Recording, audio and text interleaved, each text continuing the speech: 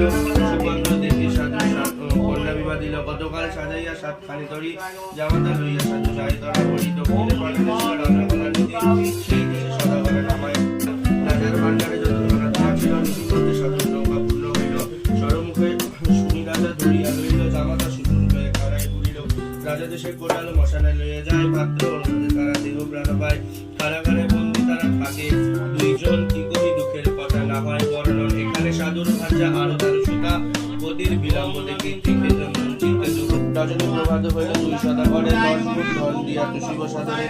বলিতে বলিতে হইল মোহনগ্রহী, স্বপ্ন হইল চমকিয়া উঠে নরভীতি।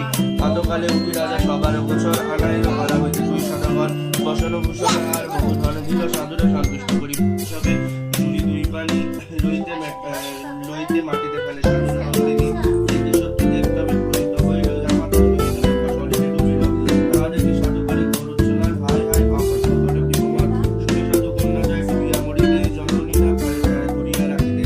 হেনকালে দৈবানী হইল আচম্বিত, শিরিনি ফেলিয়া সাধু সুধা কইল বিপরীত। ইহা শুনি সাধু সুধা তখনই উঠিয়া মাটি হইতে সিঁদুর দাবে খাইল চাটিয়া ভাসিল নৌকার সহ সাধুর জামায়।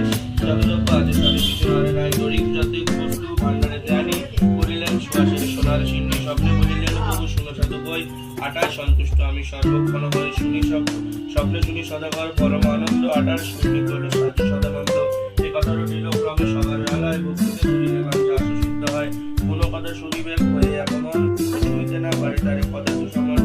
চরাচরম তৎপদর্শনম তস্মৈ শ্রী গুরুবে নমঃ। গুরু ব্রহ্মা গুরু বিষ্ণু গুরুদেব মহেশ্বর, গুরু সাক্ষাৎ পরব্রহ্ম তস্মৈ শ্রী গুরুবে নমঃ। নমো ব্রহ্মণ্যদেবায় গো ব্রহ্মণ্যহিতায় চ জগদ্ধারণায়। ভাই